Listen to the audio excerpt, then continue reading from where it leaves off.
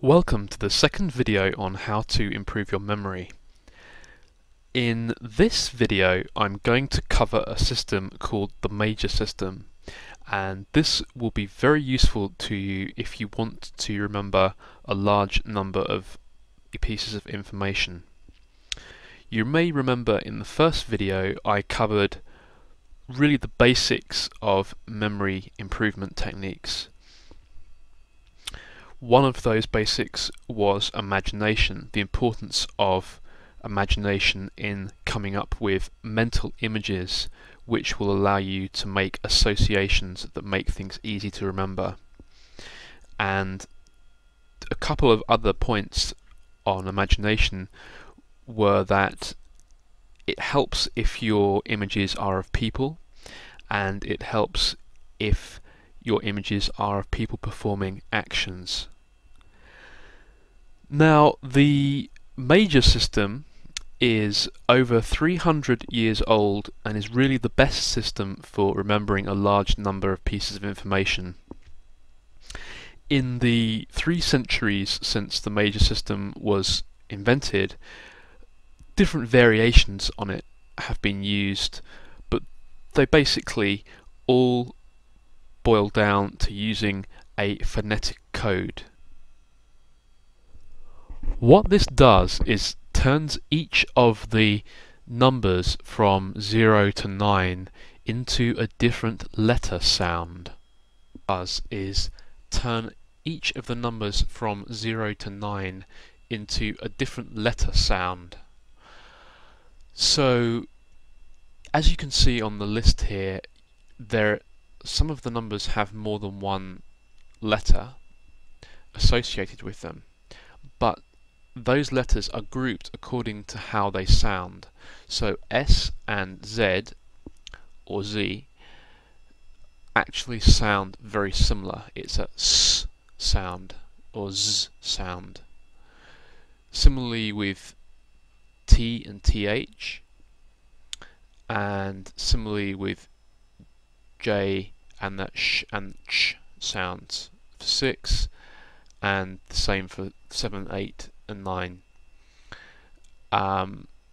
You just have to put in the work first in remembering these associations, this code, in order to use the system, and it will take you a little while to learn this code.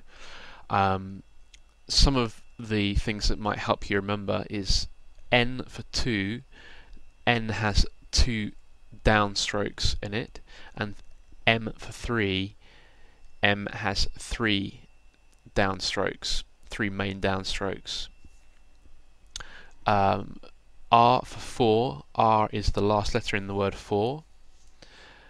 So those are just a few little hints for those 3, but otherwise you'll have to come up with your own ways of remembering the other codes. Now, once you have memorized those 9 letter associations, what you then need to do is get a piece of paper and draw out a grid similar to this. Now, this may be too small for you to read from, but basically what I've done here is we've got the numbers 0 to 9 across the top, and then the same down the side here, although I haven't included 0 on the side one. Underneath each number I've written the letter associations, and the same down the side. What this gives us is 100 different little spaces in our grid, which will allow us to memorize 100 items. And this is how it works. Basically, it's using a system of coordinates. This little section in the grid here is basically 0, 0, or as I haven't included a 0 down the column side here, just 0 on its own. This space here would be 4, 3 or 43. This space here would be 6, 9 or 69.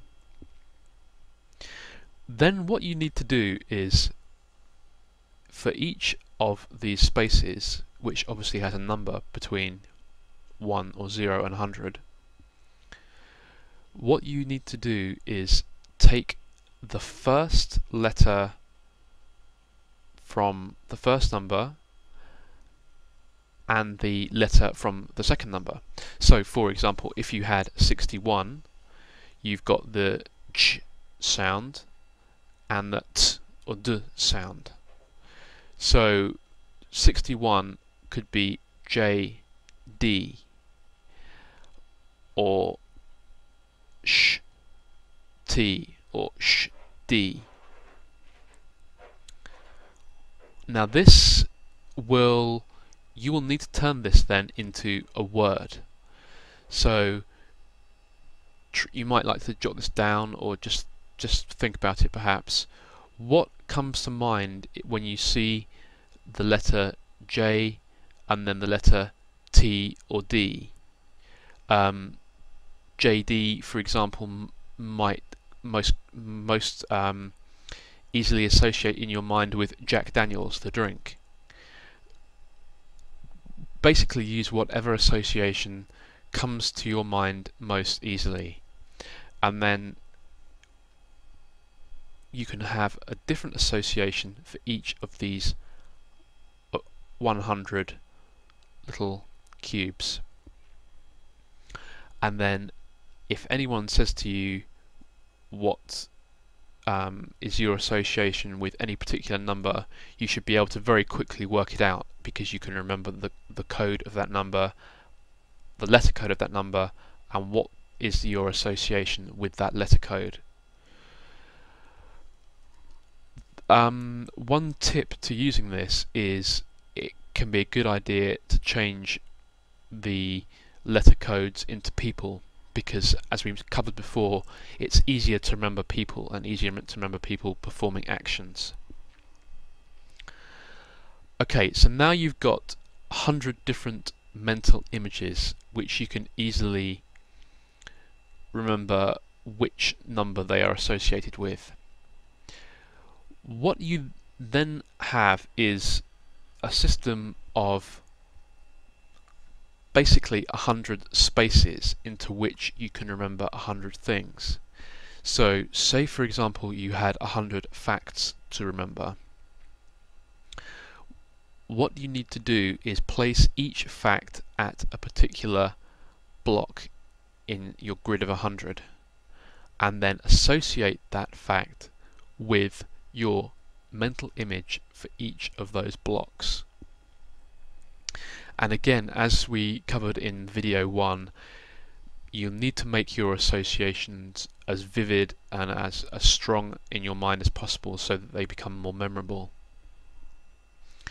And the beauty of this system is that you don't have to be able to go through each and every single association in order to get to any of the other ones, because you can just jump to whichever number it is in, or you can also count through them in your mind if you want to review all the different facts that you've memorized, so you know that 0 will be a particular word, 1 will be a particular word, and those will trigger your memory associations.